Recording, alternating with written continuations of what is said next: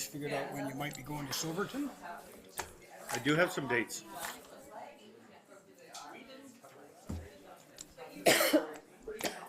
That we're talking about. I mean, I penciled them in.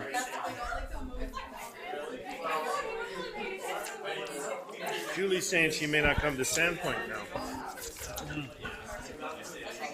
Then Colleen can bunk in with you? Yeah.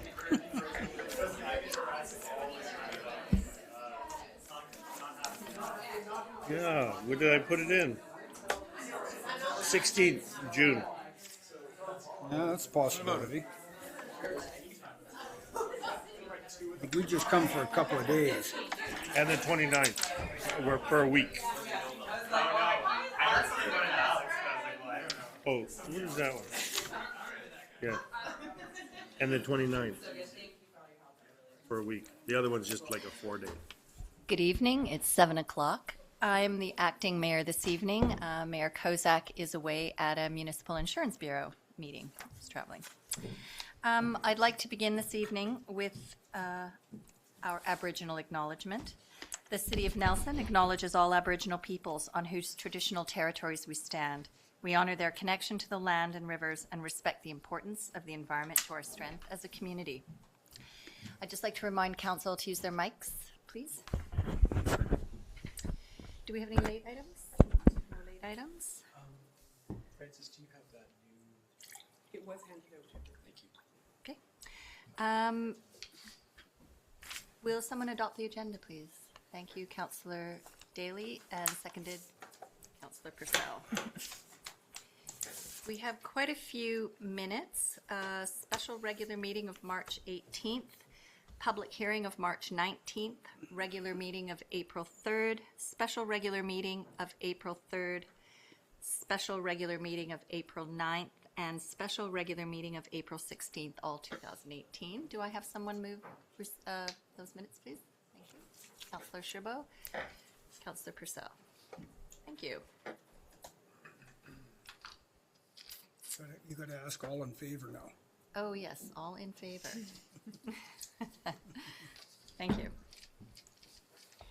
Okay, so our first request is letter to the Premier and Minister of Public Safety regarding human trafficking task force. Let me just pull this up.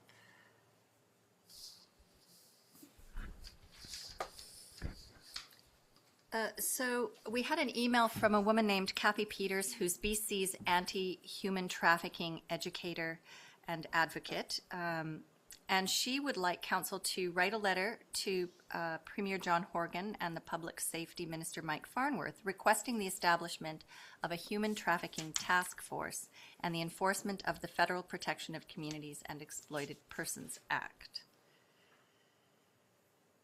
So she's advised us that child sex trafficking is the fastest growing crime in the world, and she is trying to traffic-proof every community in BC through education and improved enforcement. And the staff recommendation is that Council approve the following resolution. That Council resolve to issue a letter to the Premier of BC and the Minister of Public Safety requesting the establishment of a human trafficking task force and the enforcement of the Federal Protection of Communities and Exploited Persons Act. So moved. Thank you, Councillor Sherbo. Thank you, Councillor Adams. Do we have some discussion on this? Councillor Purcell? Well, of course, everybody in their right mind is concerned about child sex trafficking. I'm fine with us writing a letter of support around a task force being set up. I just am hoping that our letter is not weighing in on the prostitution debate in general, because I think it's still up in the air or controversial or debated whether or not prostitution is inherently bad, but coercion and unwilling trafficking of humans is obviously very bad. Okay. Other comments? I could just comment that I have for many years now sat on the Violence Against Women Committee here in Nelson, and this has come up a couple of times as something that is happening in our own communities in and around our region, so I think it is a worthwhile letter to write. All in favor? Thank you.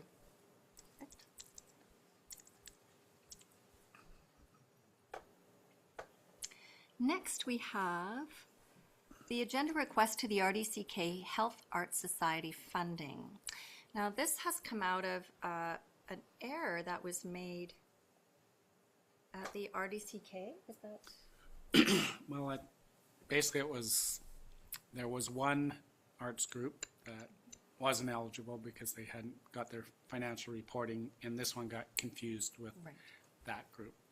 So in an effort to correct that error, we are requesting that the RDCK, that council resolves to send a letter to the RDCK board requesting that the Health Arts Society proposal that was submitted to the City of Nelson for funding consideration be supported for $3,000, which was what they were asking. And further, recognizing this amount is in excess of City of Nelson's 2018 CIP funding, that the allocation come out of the 2019 CIP funding. And that's just to correct that error. I move that. Thank you, Councillor Purcell. Do I have a seconder? Thank you, Councillor Sherbo. Any discussion on that one? All in favor? Thank you.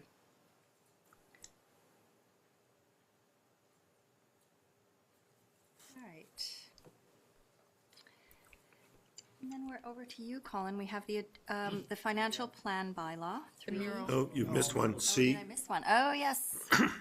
Sydney Black. At a special meeting held on December 18, 2017, Council approved $25,000 toward the Nelson and District Art Council 2018 Nelson International Mural Festival. So one mural is proposed to span the upper wall along Victoria Street, so that's in IODE Park. And a second mural is proposed for the City Parkade, the west wall facing Stanley Street. And what have we got here? And the staff recommendation is that council approves the use of IODE Park for the 2018 Mural Festival, and that council approves the use of the Parkade for the 2018 Mural Festival, contingent on a recommendation from the Cultural Development We Committee. could do those two separate. Okay. So the first one is IODE Park, that council approves the use of IODE Park for the 2018 Mural Festival. Thank you, Councillor Daly. Seconded by Councillor Purcell. And just in terms of this, the actual mural is part of this package, so you're approving both use of that public and that you're okay with that mural For the mural. being located there. Any comments? Discussion? All in favor? Thank you.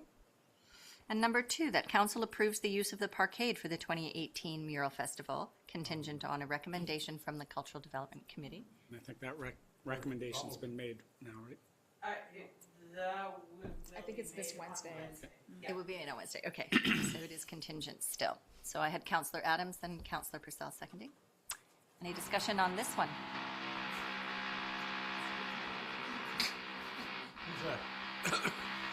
I brought those guys with me. Downfall of owning a concrete building. Okay, so all in favor? Thank you very much, perfect. And I think it's suffice to say that the Sydney's done a wonderful job of pulling this Yeah, together, and she it's has. very exciting. They look really great. They're going to be so beautiful.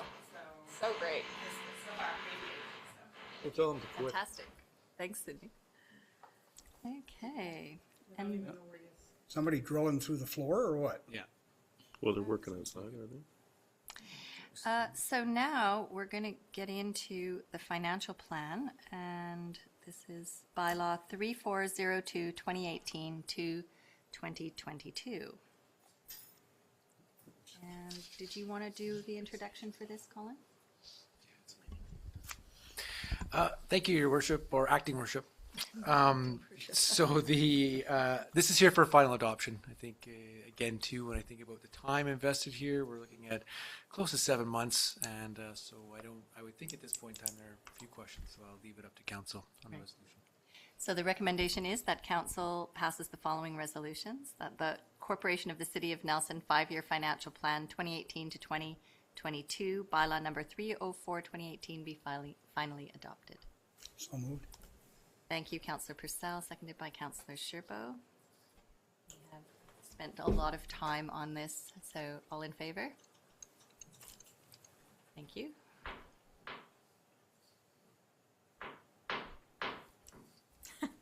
Right here. Do we have a rat problem or what? Once I finish this next one, I'll go downstairs. So our next item is the tax rates, 2018 bylaw number 3403. And was there anything you wanted to speak to? Yes, I do. Just on the fact that it was quite interesting as we looked at the taxes. I know that council had worked so hard at trying to have an inflationary increase and working with our partners at the regional district, and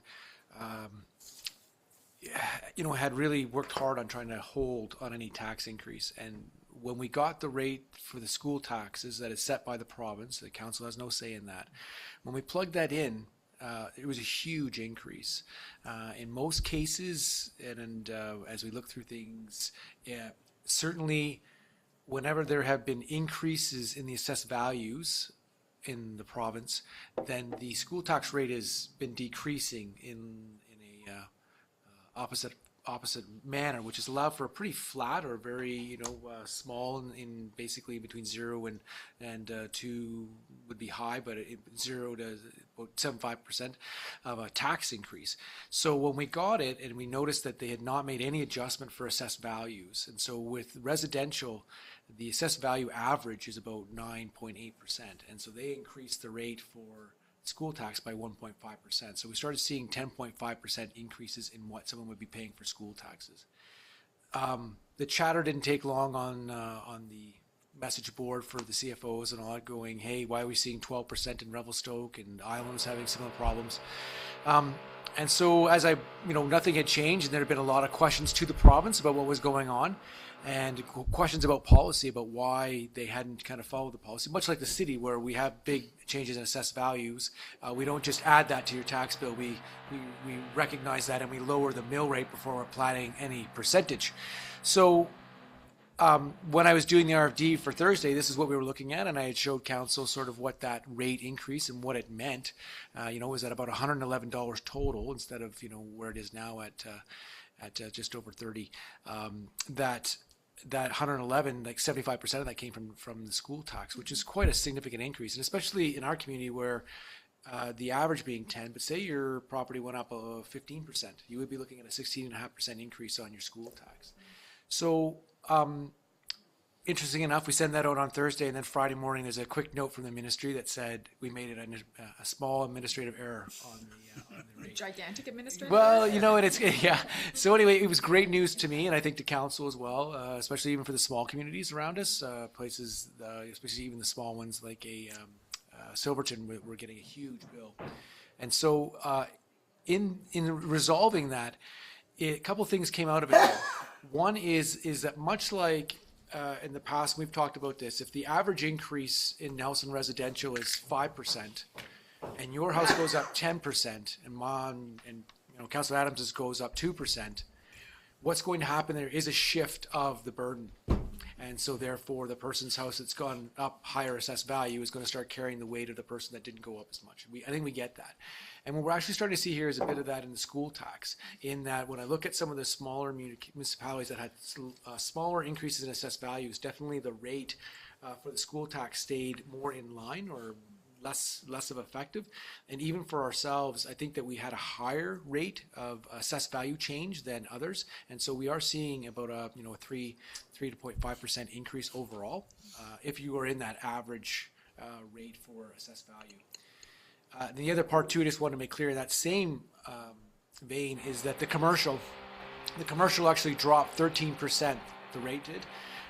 And so the piece being there, and the same thing is that they gather all of the tax revenue that's collected commercially for school tax, and they then again weigh out the assessed values. And although the city has had increases of about 8 to 9% in assessed value for commercial, other parts of our province are having much higher. So again, they're picking up more of that cost of school taxes. We'll actually see most, depending if you're in the average for a commercial property, you will actually see almost no tax change this year as over last year. A lot of that having to do with the decrease in what school tax is at. So again, it was quite alarming, but it was a good news story. But there is still, we are seeing that our residential assessments being higher is having a a bit more of an effect than it is for other communities that maybe had, say, a 4 or 5% average assessed value. That's coming into play a bit. So. Okay, thank you very much. So our tax rate here in Nelson will be 2.5%, and at the April 16th regular special meeting, the annual tax rate bylaw number 3403/2018 was introduced and received first 3 readings, and we now require a resolution finally adopting this bylaw. And it's recommended that council adopt the following resolution: that the Corporation of the City of Nelson annual tax rate bylaw number 3403/2018 be finally adopted. Thank you, Councillor Purcell. Councillor Daly. All in favor? Thank you. Thanks, Colin. Next, we have business license bylaw, drive-through restaurant operating hours. So at the April 16th regular special meeting, council passed the first 3 readings of business license amendment bylaw number 3404/2018, and we are requested to finally adopt the business license amendment bylaw. And if you remember correctly, this was to not allow 24-hour drive-through restaurants in Railtown. It actually, I think the resolution allows operation from 5 a.m. to 11 p.m. Is that correct? Yeah. And the recommendation is that council pass the following resolution: that the business license amendment bylaw, restricted drive-through operating hours bylaw number 3404/2018 be finally adopted. Thank you, Councillor Purcell. Councillor Sherbo. All in favor? Thank you. Opposed. You opposed? I want it to be open all the time. Okay. This restaurant can stay open all the time though, right? The restaurant is allowed to stay open. This really What? just restricts the drive-through hours of operation. Okay, but the restaurant can stay open Yes. If they wish. 24 hours a day. Yeah, they just can't operate the So I can drive-through. still drive up there and, Yeah, Okay. just can't drive through. yeah, I know.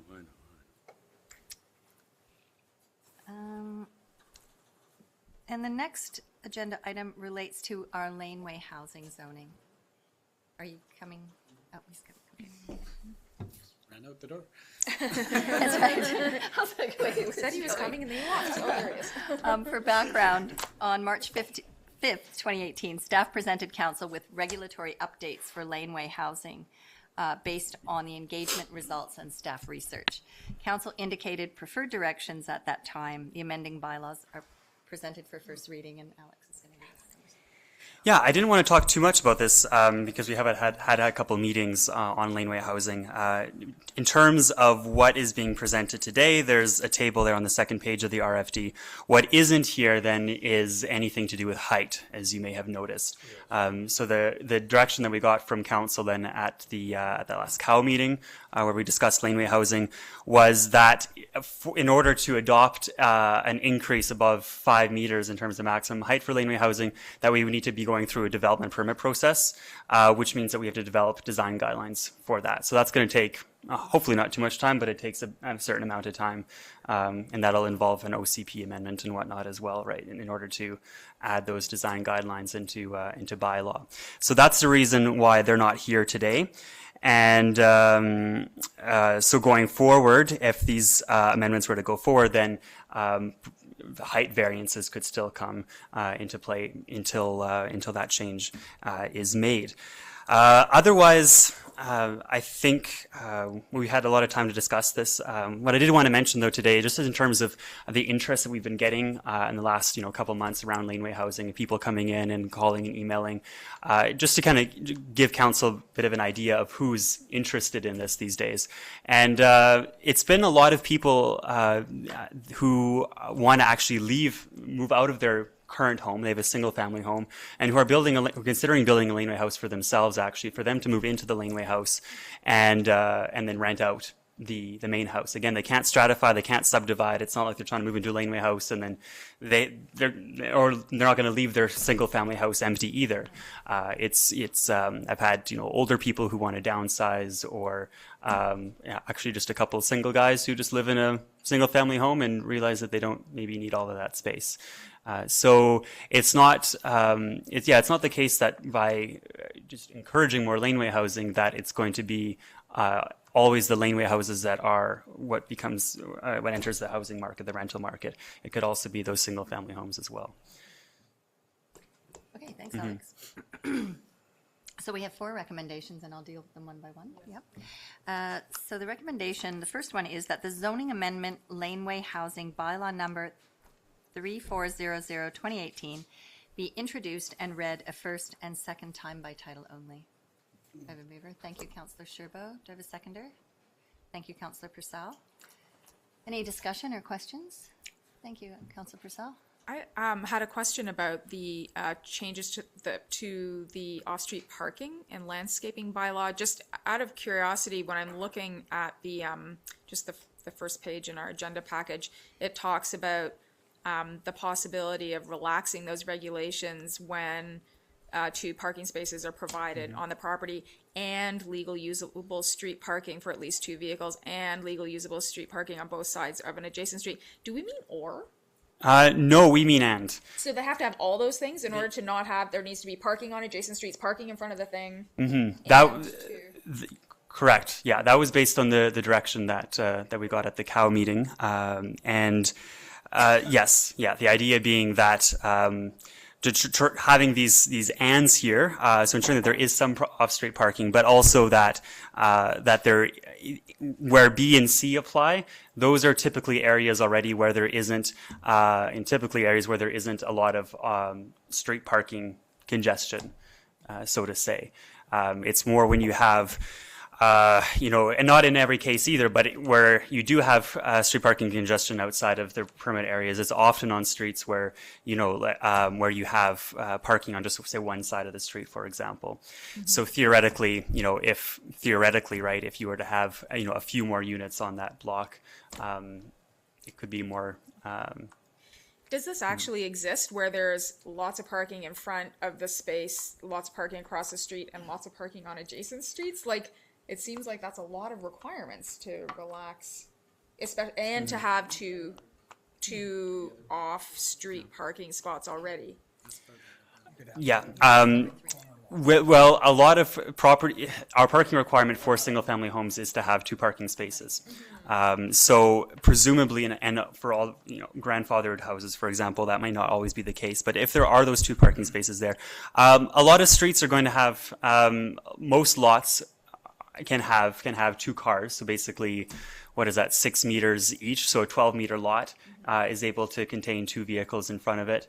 And on most streets, there's parking on both sides of the street. There's just a handful of streets, really, in the grand scheme of things, where there's only parking on one side. So usable doesn't necessarily mean crowded. It just means technically So usable. yes, it's not. Yeah, thank you for the question. Nothing to do with congestion. No, we're not measuring that in any way. Usable is simply a word added in there that if there's, a hydro box or something, for example, there's some reason that you can't use it, that we have something to fall back on. Okay, I understand that better now. Thank you. Mm-hmm. So I just want to point out that refers to the 3rd recommendation about parking. And actually what we're considering at the moment is the zoning amendment. Sorry. That's okay. I mean, that was a good discussion, and we'll get to that anyway. The zoning amendment laneway housing bylaw number 3400/2018. So we've got a first and seconder. Any further comments or questions on the zoning amendment? All in favor? Thank you. The second recommendation is that council directs staff to schedule a public hearing for the zoning amendment laneway housing bylaw number 3400/2018. Councillor Daly and Councillor Purcell, any comments on that? Just point out we're getting kind of good at these public hearings. All in favor? Thank you. Number 3, that the off-street parking and landscape amendment laneway housing bylaw number 3401, 2018 be introduced and read a first and second time by title only. Thank you, Councillor Adams and Councillor Sherbo. Any further comments on this? Question's been answered. All in favor? Thank you. And finally, that the off-street parking and landscape amendment laneway housing bylaw number 3401, 2018 be read a third time by title only. Councillor Sherbo, thank you. Councillor Purcell? All in favor? Thank you. I just have a question around timing. I know we're gonna go to public hearing, and so that gives some time. I don't know how long, if that's in the next plan for the next month or 2 months. Plan for the next regular council meeting. I'm just wondering about the height restriction. Do we bring it all in and in effect at the same time? Or does it need a public hearing on its own? It will? It will. Yeah? So we're thinking of doing this and then the height? Yeah, Leave it at 4.5 for now. 5 meters. Yeah, 5 meters for now. So we're working on it. You have to pull together design guidelines that make sense, but yeah, we wanted to work on this first, and then that'll be it'll be a separate project basically. Okay. I think the idea is not to hold others up that aren't looking for that greater height. Right. Thank you, Mr. Toombs. Next, we have the council indemnity review policy. At the March 5th meeting, council directed staff to amend the council indemnity review policy to indicate that committee members must either reside in Nelson or own property in Nelson. And this is just to provide some clarification because the current policy refers to citizens of Nelson. And the recommendation is that council adopts the dated May 8th, 2018 Council Indemnity Review Policy number 0550-00015. So this is just a housekeeping matter. Yeah. Swing that around. Thank you. Thank you, Councillor Daly and Councillor Sherbo. Any questions on this one? All in favor? Great. All right. Our next item refers to a request to stratify 471 Baker Street into 3 separately titled properties, which will include a commercial unit at grade on Baker Street with 2 new residential units above. There are 2 recommendations here, and the first one is that the strata plan for the property legally described as Parcel B, C 187221, of Lot A, Block 9, District Lot 95, Kootenai District Plan 9500, PID 013463136, to allow for the stratification of an existing building into 3 separately titled properties be approved. And we have Natalie, would you like to? Sure. I think you said most of it, but basically it's an existing building located on Baker Street. They have the main floor is commercial right now, and they want to add a second story to that building, and they want to have them separately titled. So in order to do that, they actually have to ask for council's permission. So strata title conversion or stratification is the creation of individual legal units in an existing building. The Strata Property Act gives local municipalities the ability to protect rental housing from being converted into private ownership by requiring council approval for existing buildings. As this request will not reduce rental units and we will gain 2 new residential units to the city, staff is recommending approval of this request. Do I have a mover? We need to get it on the table first, I think. Thank you, Councillor Sherbo. Do I have a seconder? Thank you, Councillor Adams. Councillor Purcell. Is this the old Redfish Grill building? It's actually right next door. So So it's Loot or? it is the Potorium and Hall Street Printing right now. I know, I looked at that, but that looks like it's red. Yeah, I guess I And- didn't think about it. What's above currently? Nothing. Nothing, it's It's here. just a- They're adding a second story. That's right. Any further questions or comments? So Councillor it's in a Daly? commercial zone. What other uses could those upper apartments be used for? Any other commercial use or residential? Long-term residential, 30-day minimum? No, it could be used as short-term rental. Yep, it's permitted. I think their plan is to use as long-term rentals, but they just want to have them all separately titled. But yeah, they could use it as short-term rental. Right now, it's a permitted use Because it's in commercial. because it's in commercial. That's But they right. don't have to live on the property?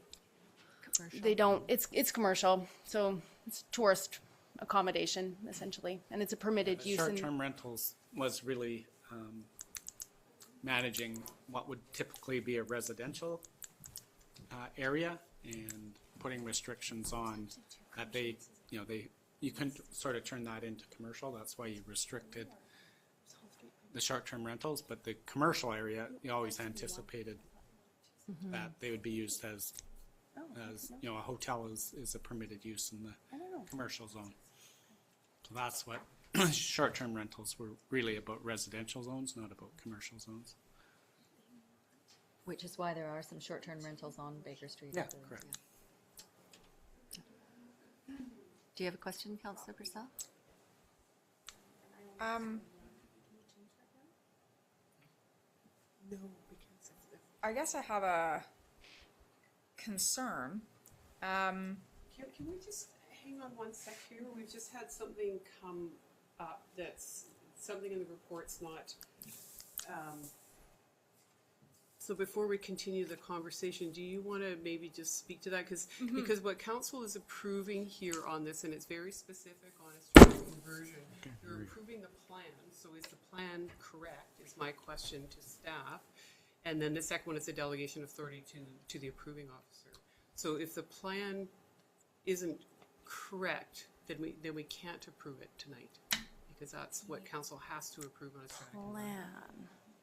Plan. So if we could get clarification on that. Can I just talk to the applicant quickly, and I will just. If the chair agrees, we could move to the next item. Okay. Okay. We'll move to the next item and come back. Okay. I think it's also me. Okay. Okay. So, council. Next up is 198 Baker Street. The Savoy Hotel Outdoor Cafe, and Development Services requesting to vary Council Policy Number 5400.00.010, outdoor cafes and use of sidewalk parking space as follows. And they're referring to point 7 to vary the maximum number of parking stalls that the cafe shall occupy from 3 to 4 stalls. And if you recall, this was the variance in 2016 and 2017 allowed the sidewalk patio at the Savoy Hotel to occupy 4 parking stalls instead of 3. Staff is seeking council's approval to extend the license for the 2018 season. So is everybody clear on that? This was approved because it was contrary to council's policy 2 years ago. We extended for 1 year because we were waiting for the requirements of the downtown urban design strategy. There has been a decision to move these type of things forward into a bylaw scheme rather than a policy and a license. But there wasn't the time for us to get that in place prior to the season this year. Hence the request for an additional year.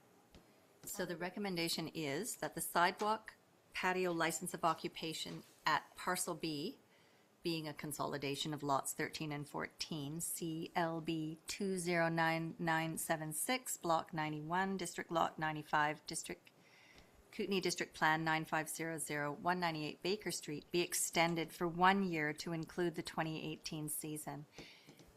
So moved. Thank you, Councillor Purcell. And do I have questions? Councillor Adams and Councillor Purcell, sorry, did you catch it? Are there questions or comments on that? No? Well, as I understand, there wasn't any problem last year with No. having the 4 parking stalls, so seems reasonable to extend it another year. And when are we anticipating that bylaw? It will be in, it's quite a bit of it got written. There wasn't the final chance on the review, so we'll hope to get that done before the end of this year, which then we're not going to run into the same thing next year. Is our plan. Perfect. Yeah. Thank you. So any further comments, questions? All in favor? Thank you.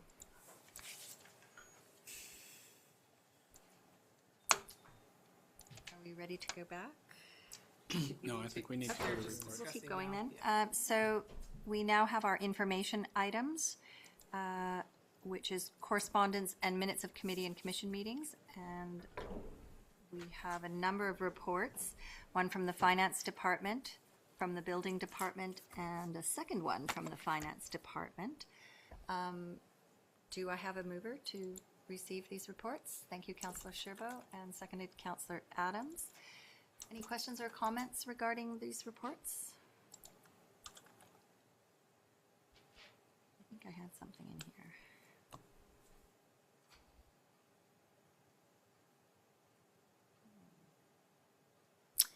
All in favor? Next, we have some minutes from some of our committees. We have Library Board minutes from March 20th and Cultural Development Committee minutes from March 13th. Do I have a mover to receive for information? Thank you, Councillor Sherbo and Councillor Daly. Any comments or questions coming out of the minutes? Yes, Councillor Just on the Sherbo. library report, I actually missed the meeting that the minutes are on. Councillor Adams filled in for me. But the library is doing well and bringing up the new library board up to speed and with the governance, and so it's looking good going ahead with the library. Oh, good. Thank you. That's great. All in favor? Thank you. And finally, we have the agenda council action items.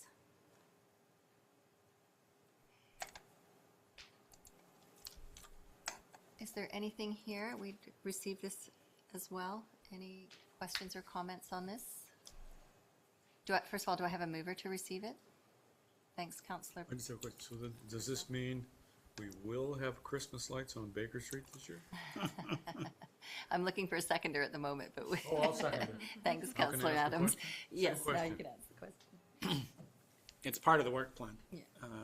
Whether, ultimately, it's council's decision whether they're going to provide additional funding or where they want to go with If it. you use the Christmas lights that we have, at least get something up. But we looked like, I don't know. I don't even want to say All I'm it. saying is, council's asked to do this lighting strategy, which includes Christmas lights. Yeah, but it doesn't have to be Council permanent. will see this, and doesn't have to be council will make a permanent. decision. Okay, thank you, It doesn't Councillor have to be Adams. permanent. We could relight those big trees downtown. That would help, because half the bulbs are burnt out. Okay. well, It looks, Keep asking you about this. Bob, We've it looks noted your bah humbug. concern, Councillor Adams. Right. All in favor to receive this report? Thanks very much. Oh, I had one comment actually before we move forward with this. The last one, the act of the panhandling bylaw. Can we change the name of that even here? And now we'll return to the agenda item regarding 471 Baker Street. I guess the applicant has thought about it after I gave my presentation, and they would like 4 units instead of the 3 units that's on the plan. And so we will, he will reapply at the next council meeting for the 4 units. So we'll bring it back. Okay, so you're So going we're to not looking at it today. We're not looking. So we're at not it. going to look at it today. Thank you. So that that item is withdrawn, and that brings us to the end of our open meeting. Do I have a motion to? Oh, council reports. Thank you. It's like getting us out of here. Who'd like to go first today? Councillor Adams, do you want to go Sorry? first? Council reports? No, no, I haven't even looked. Hang on. Councillor Sherbo, go ahead. Yeah, so there hasn't been a lot going on since our AKBLG in Fernie, although getting involved with the streetcars. So we've had streetcar, we have to do a written test every year and an operator test to qualify. Every year we have to qualify to operate the streetcar. But I thought some interesting stats is 2016, we carried 17,835 passengers. In 2017, we carried 19,112 passengers. So volunteer hours for 2016 was 8958, and the same for 2017, 8966. So we're reviewing it's been suggested that we review the fare cost. Our fares are pretty low, as one of their consultants told us that we probably should look at, but not for this year. They'll remain the same for this year, but looking at maybe a fare increase for 2019. And the work's carrying on down where they're moving the poles on the inside of the circle by the Prestige Inn. So we're hoping we get powered up by May 24th weekend, when we're hoping to start operations of the streetcar. Thank you. And that's it for me. Oh, you were at AKBLG as well. What's that? You were at AKBLG. Yes, I was. And it was, that was pretty, we did a tour of the mine site at the coal mining site, and that is huge, but it's quite interesting. The coal they produce there is used in making steel. So, and the size of that site, I bet you it's the size of the city of Nelson. It's huge. And so it was quite interesting. And then we discussed a number of things at AKBLG, which I'm sure other councillors would like to report on. Would you like to go next? Sure. I did attend the library board meeting and the Chamber of Commerce meeting because the other councillors were busy. I did not go to AKBLG and wherever it was, Fernie? Fernie. Okay. I did attend United Church where Chief Stuart Phillips spoke regarding pipelines I almost said Alberta, pipelines in British Columbia. And all the other council meetings. Oh, and a hospital tour last Monday, which I thought was very interesting. Thank you. Councillor Daly or Councillor Purcell? Sure. I also went to the United Church event with Chief Philip Stewart. Oh my, Stuart Phillips spoke. It was really interesting, and seniors coordinating society meeting, and the Kootenay Lake Hospital tour, the cannabis open house, and CBT had an ecosystem meeting down at the Prestige where they were looking for direction from the broader community around what to focus on, some of their new ecosystem money. And so it was great to hear feedback from the broader community and from different communities up and down the lake on what to prioritize. There's a lot of interest in fire mitigation, a lot of interest in protecting habitat, certain types of habitat. And I think it was great for us to offer something like the Kootenay Lake Shoreline Guidance document that Nelson's been a part of creating over the past, decade practically, as a great data gathering mechanism, so that we already have mapped pretty much every square inch of the lake and the arm here, so we have a good baseline, so we can we're well positioned to measure improvements, so that was something nice that we could offer. And at the AKBLG, I went on the mining tour. I've never seen anything so large in my life, like not even from an airplane. It was just, the scale of it was mind-boggling. And I may sound like an idiot when I say this, but they also, the coal that they're mining, the metallurgical coal, is embedded in shale, which is full of dinosaur footprints and fossils that are right there. They have these dinosaur footprints in these huge slabs of shale right there for you to see. And the penny dropped. I thought, oh, fossil fuels, fossil fuels. There's the fossil, there's the fuel. Of course I knew that oil and coal was ancient organic matter that had been compressed over the years, but it was kind of amazing to really, see that in action. And the theme of AKBLG this year was emergency planning. So there are lots of sessions on various aspects of that were worthwhile and interesting around the real cost of emergencies, taking into account lost work hours and, lots of things that people often don't immediately think about when they think about the cost of an emergency. And one session that I found particularly useful was on technology, how to use technology in emergencies, but also the value of tech in our communities and the broader conversation about open data. A number of cities are making much of their data that they can be available, which allows tech entrepreneurs in the area to really get innovative and play a more active role in problem solving. And I thought that was inspiring, and I think it's something that we should look into. We should look into opening up more of our data for the broader community to tinker around with. Thank you. Councillor Daly. I thought it was a pretty busy month. Yeah. I attended a fentanyl opioid crisis workshop in Castlegar, put on by Anchors here and Anchors in Castlegar and Trail, and pretty well attended.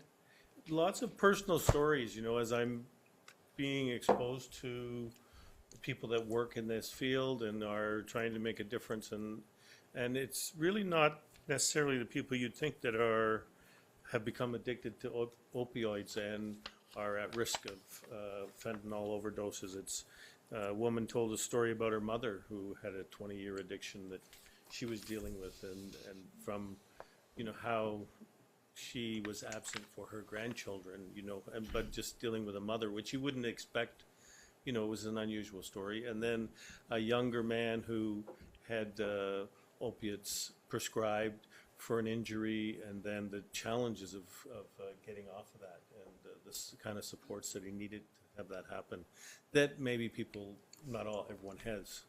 And it's just clear to me that the more I learn about it, the more there is to learn, to understand, to see these people as people with challenges that need help, and so I continue to do that, look at what they're doing.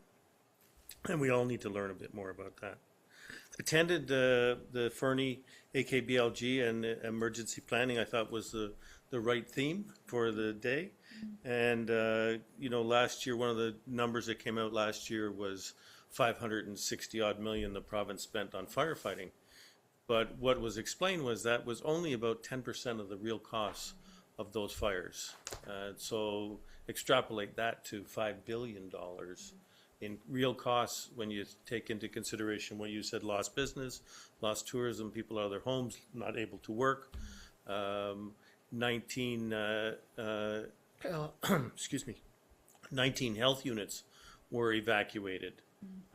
Some 800 patients, 700 staff. So expensive. Big costs, and it takes years for communities to come back from those kind of losses, and I think it's really clear we have to make sure that we are fire safe and we do everything we can for our community and spend the money. And I think there's actually an opportunity with the smoke we've experienced with these fire losses here now to direct public funding and spending to mitigate our risks.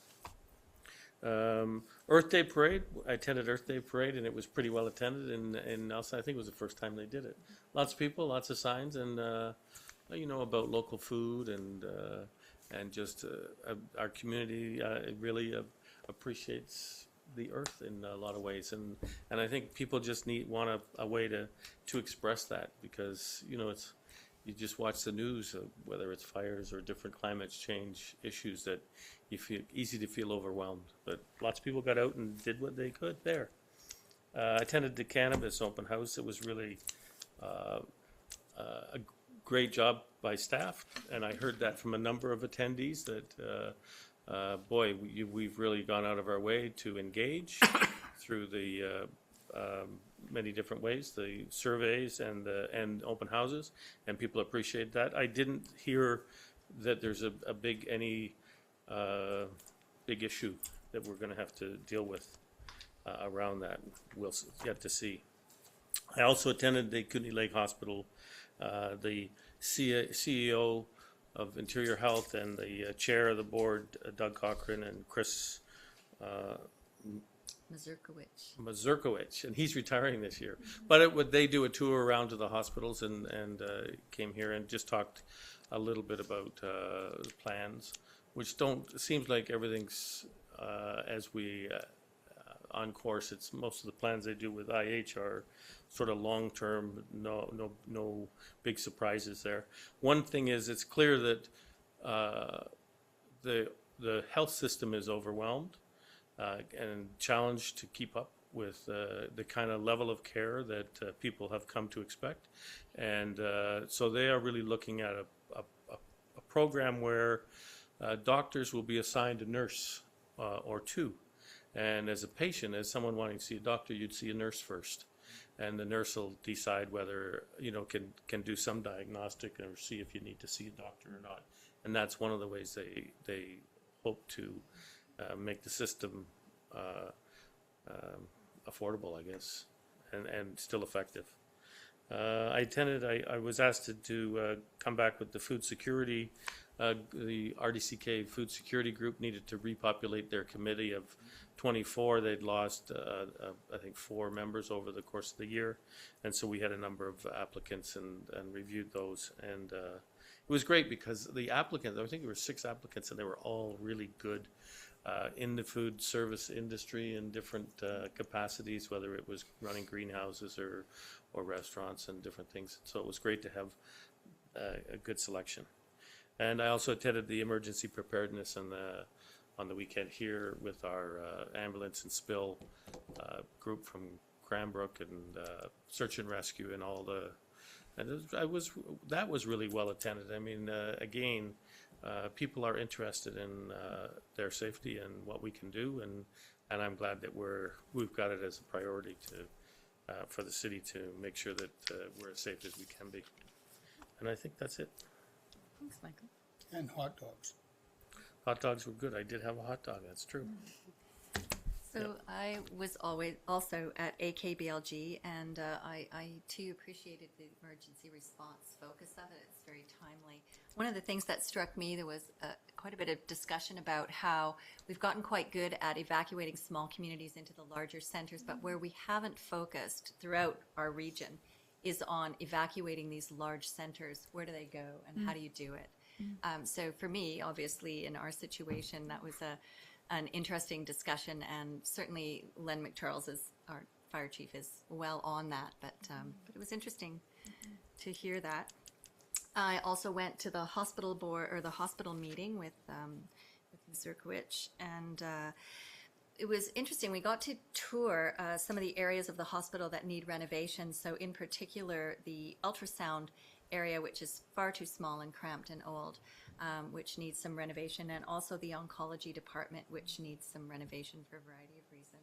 But then we also visited the emergency unit, which is brand newly renovated, and one of the biggest challenges there is people adjusting to working in this lovely big huge space when they're used to working in really cramped quarters, and they're having a little trouble kind of getting used to expanding out and how to use the space effectively. So I thought that was sort of interesting. One of the themes in the question period that followed was healthcare and decentralization and transportation.